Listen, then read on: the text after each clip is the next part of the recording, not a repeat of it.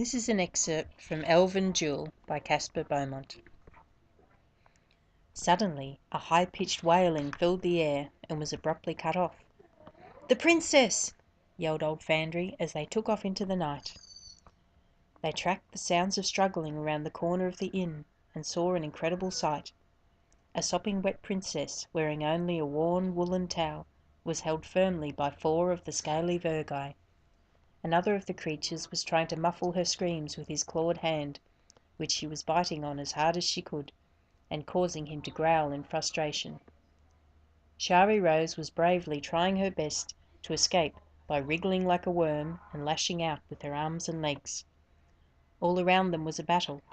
Sienna held a green stained dagger in one hand and was dropping her longbow to the ground. She struggled with 3 of the creatures, 2 of which had arrows protruding from their torsos.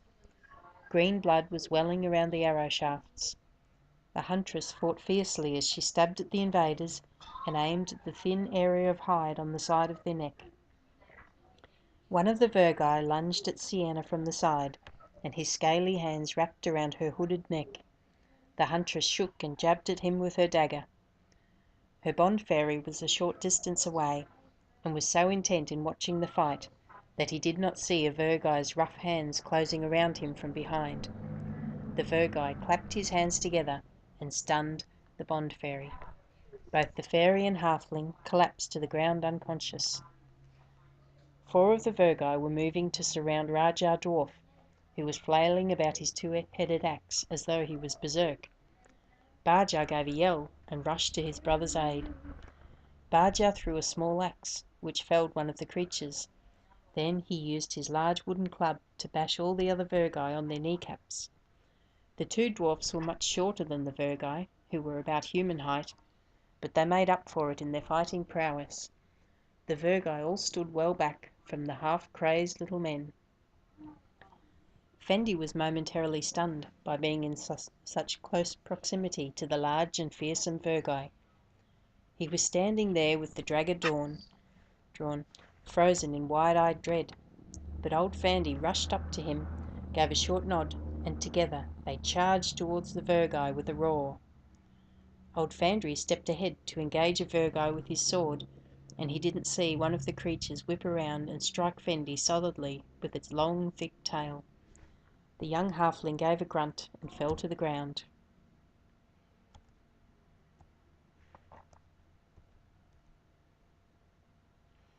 Old Fandry was fighting over by the princess. One of the vergi had let go of her arms, and had rushed at him, with a chained morning star spinning around dangerously. Fandry exchanged a couple of blows with the stronger vergi, and was then forced back towards the wall of the tavern. The vergi swung a massive blow, and old Fandry stumbled to the ground. Just about to land the killing blow with his rotating spikes, the reptile paused, when a long sword covered in green blood appeared through its chest and collapsed to the ground. Daron had come to the relieved woodcutter's rescue. The guardian elf looked dizzy on his feet, and still had a bandage wrapped around his head from the attack at Lakehaven. He extricated his narrow sword from the vergi and threw him to the ground. Then he held his hands down to help up the old halfling. "Thanks," panted Fandry. "I'm getting too old for this."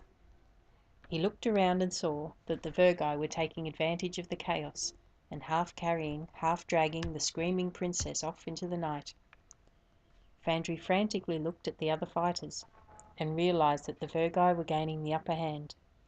Fendi, Sienna, and Bajah had been knocked out cold, and Rajah was the only one still fighting, but was totally surrounded by several big vergi. Then, just as all seemed lost, a powerful screech filled the night. A flapping of wings and a mighty burst of flame lit up the sky. The vergi around Rajah screamed in terror and ran off after the princess. The sky appeared even darker following that brief blast of light. All that Fandy could see was a huge dark shape blotting out the stars. The beasts screeched again, and another burst of flame whooshed right over the top of the fleeing vergi. Thick scaly hides seemed to deflect the flames, but still they howled in fear and ran in all directions. Then the winged beast flew to where the other Virgi were running with Shari Rose, and it picked them off her, one by one, throwing them far into the distance, where they landed with dull thuds. The mysterious beast carefully picked up Shari Rose in its great talons, carrying her back to the halflings and dwarfs. Her wet towel flopped to the ground by old Fandry's feet, and she looked the size of a child compared with the enormous creature.